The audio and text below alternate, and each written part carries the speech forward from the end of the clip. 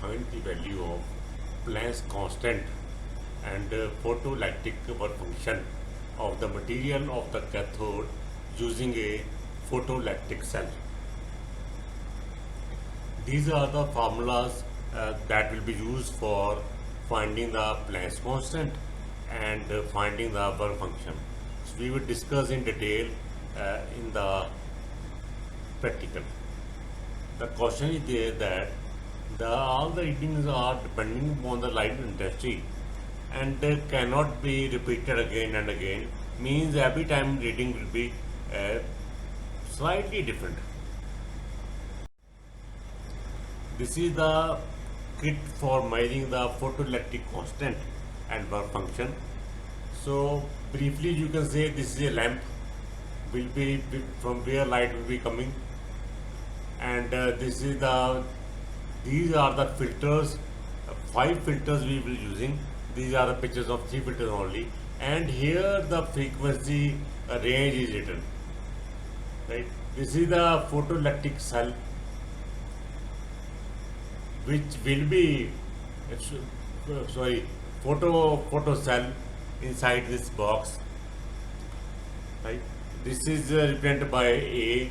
So photocell, because I am showing the next slide where photocell will be shown. Now here different purposes are there. This is basically a screen where the voltmeter and current reading will be there. Now if you slide this screen, slide it here, then the voltage reading will be there. Means it voltmeter reading will be there. On this section, current reading will be there. And this is the basically selection of current values after the decimal. So what are the values there? Means example, I have given the example in the next slide. That will be shown there. This is basically to show the light intensity. So light intensity of the lamp can be changed from here. Similarly, this is basically voltage which will be supplying to the anode of the photocell. This voltage can be changed from here, right? Similarly here, if you want to change the direction, voltage means negative or positive, that can be done from voltage this direction. So in this way, we can change the direction, and negative or positive supply will be given to the photocell. Here in this experiment, negative supply will be given. Further, in this case, when we change the voltage to the anode, this one, please change it very slowly. Then the reading will be more accurate. This is the picture of the photocell, which is there in the box. Photocell A is box, right? Nothing else. Now these are the multiplier example I have given. That if the selection, if knob is 1, then it can be 5 microampere. If 0.1 is there, x 0.1 means up to 5.1 microampere will be getting. If it is 0.01, it can be 5.12, 5.13, 5.14 or 5.21 also, mean 2 digits after the basic decimal. Similarly here it can be 3 digits after the decimal. Now these are the settings for doing the experiment. First of all, position of the photocell is fixed. This photocell will not be position, we cannot change. This is already fixed. But if removable also, we have to fix it. Now I have shown this box. This complete box is basically photocell, nothing else. Now select the multiplier. This multiplier selection can be there. It is x 0.001. This is the maximum sensitivity. I have taken that. Similarly, intensity of the lamp. which can be changed from here, that should be fixed. Similarly, the voltage given to the anode is negative. So from here we can change the direction. So it is negative here in this case. Now the practical starts. Now first of all, set the display mode to current, means there direction will be on this side, current, and rotate the knob, this one. This should be slowly changed in such a way that current here is a 0. Similarly, now when the current is 0, this display change to this section, then the corresponding voltage is noted down. Don't touch the voltage just after that, and note down the corresponding reading. That is the stopping potential. So in similar way, we can put the different filters here, right? These are first filter, second filter, third filter, fourth filter, and every time this these steps are repeated, and we can note down the reading of the this stopping potential for a particular filter. Filter means frequency basically. Why?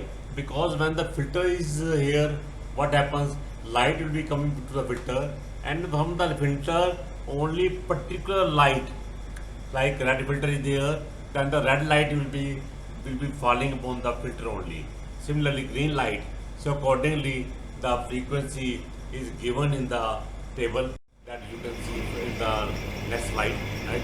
First of all, this is the basically video. You can see here selection of the multiplier. I have taken to 0.01. Then the lightness is fixed. This the lamp is also fixed. Right? Don't change the lamp. Right? During the whole experiment, whatever the position is there, keep it there. So now we are making the current to 0. So we are slowly rotating this one. Then you can rotate more slowly. Then more accuracy will be there.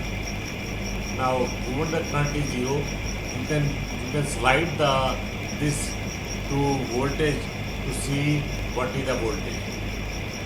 This one. Now current is 0. So see what is the corresponding current. So it is sometime going 0 and 0.1. Right, you can see it is minus 0.36.